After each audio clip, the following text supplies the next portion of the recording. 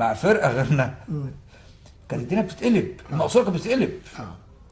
احنا لا اعتراض على التحكيم، احنا اللاعب اللي بيعترض على حكم بيعاقب. لا لا، الناحيه الاداريه عندكم ده احنا ما شاء الله الناشئين عشان نفسهم قال لهم لا اعتراض على التحكيم مهما اخطا. مهما اخطا. هو ده الصح. انبي والمصري نتيجه طبيعيه يا كابتن سعيد.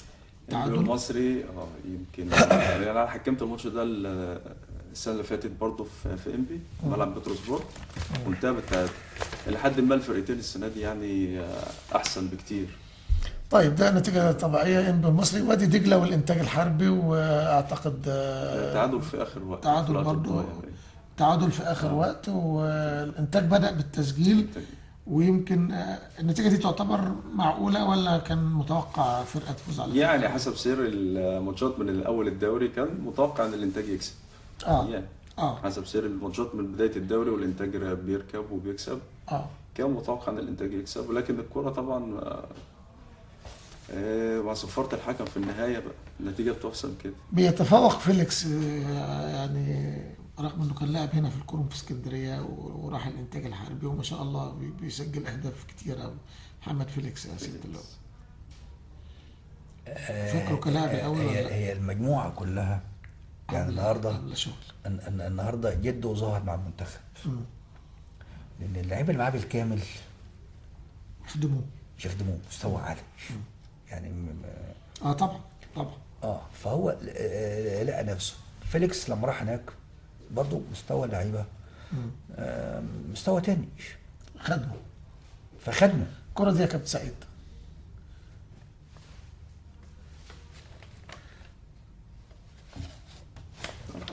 حسن زق ونط من فوق رجل الراجل، في نطيته دي مش بنالتي. هو نط من فوق رجل الراجل وفي نطيته دي نزل. طبعا نزوله طبعا ما فيهاش حاجه، ما فيهاش حاجه، مش كده؟ اذا الحكم كان صح في اللعبه دي. حاول الانتاج الحربي انه طبعا يسجل هدف بدري. اعتقد الكابتن ده مدحت الحوفي، مش كده؟ هو انبي المصري طرد تعليقك عليه يا كابتن سعيد.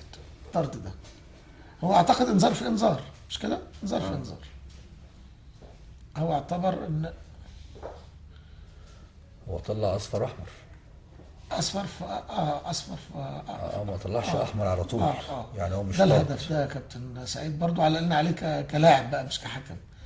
هدف الكره الارضيه وانت كنت مدافع ما شاء الله، يعني الحته دي واخد بالك منها، وعلقنا على الهدف ده وخطا المدافعين في التغطيه وفي المراقبه في التمركز، كله في التمركز كده. تمركز وتوقيت انك تلعب، تعمل الجامب على الكوره امتى. بص يا كابتن، مفيش حد نط معاه خالص. ولا حتى يعني احنا كنا بنقول الاول ان ممكن حتى لو مش هتلعب الكره بعيد عنك نط التحم، ممكن ما تخليش الراجل يلعب براحته. اعمل له قلق على الاقل عشان الكره ما تروحش مظبوطه منه. ما يبقاش هو لاعب وراكب وبيلعب بسهوله كده وممكن يركز في اللعب. لا، انا ممكن احتك معاه. الاحتكاك ده حتى ما يخلوش يلعب مستريح. طيب نروح بقى سياده اللواء لسموحه. ويمكن لسه بقول لحضرتك الموقف صعب بالنسبه لسموحه. ما يتكلم عنها اهالي سموحه. لا احنا بنتكلم عن الحاله الفنيه، يعني الامور يعني برضه ما بنكسبش في ارضنا، فبتبقى الامور اصعب شويه. لا انا ماليش في الفنيات. انا مش راجل فني، ولكن لازم وقفه. يعني احنا بتكلم كنادي سكندري ويعز علينا ويهمنا امره. الهدف ده يا سياده اللواء ده ايمن حفني اللي الانديه بتتصارع عليه دلوقتي. لازم وقفه. يعني النهارده لازم نقول المقصوره مقصوره والدكه دكه وملعب ملعب. لازم اشيل كل واحد مسؤوليته وشيلته. لو حضرتك في الموقف ومسؤول في سموحه، ايه الاجراء اللي ممكن تاخده في الظروف اللي زي دي؟ ما هو المدير الفني لازم يقول لي فين ومطالبه ايه، هو عايز ايه، وما كنتش مغالي فيها، لان انا لما جبته في الاول هو جايب امكانياتي. لازم يقول لي العيب فين وانا انفذ له. انا كمجلس اداره انفذ له، لان هو ده المسؤول قدامي. مش هنزل مستوى اللعيب واتكلم اللعيب او انا مش مدير فني. هو لازم يقول الخطا فين المدير الفني ونديله مطلق الحريه. لكن ما اقدرش مثلا دلوقتي ان انا نقول نغيره ونعمله ونخليه. ما هو لما هغيره وجالي واحد تاني غلب لي ماتش يبقى خلاص هو ده التغيير، وبعد كده المرض لسه متفشي. لازم المدير الفني هو اللي يقول انا عايز كذا، انا عايز ايه والعيب فين بالظبط، ومجلس الاداره يرفع ايده عنه خالص ويسيبه يشتغل ويحاسبه في الاخر بقى. ويحاسبه في الاخر، بس مش نسيبه لغايه كابتن سعيد، ده الهدف الاهلي في بتروجيت وجده، زي ما كان سيادة اللي هو بيتكلم على جده. واعتقد ان يعني المتابعه الجيده كانت مهمه قوي في كره بركات دي. كابتن سعيد اتفضل. اكيد يا كابتن.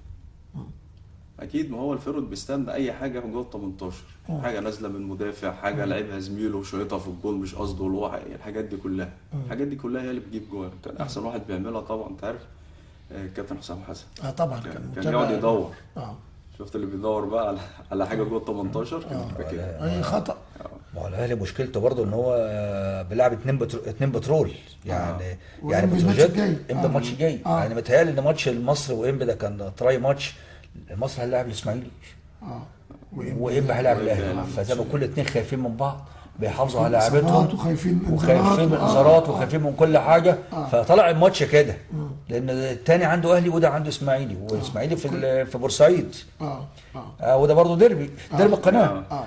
فيعني ماتش انبي والمصري كان دمه تقيل لان هم اعتبروه تراي ماتش كده. خوف في قلق من اللعيبه كانوا عايزين يلعبوا الماتش الجاي، تقسيمه للماتش اللي جاي.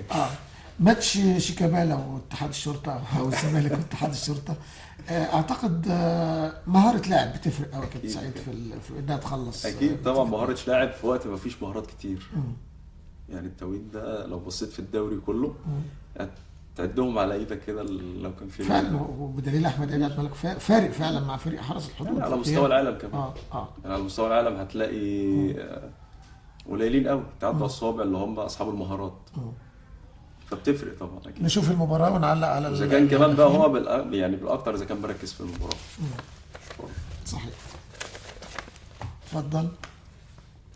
ده لقاء الزمالك سياده اللواء. قول لنا برضو الكره الهدف الاول ده، وشوف وسط 3 سياده اللواء ولا 4 وبرضو بياخد الكوره يعني لاعب مميز شيكابالا الحقيقه.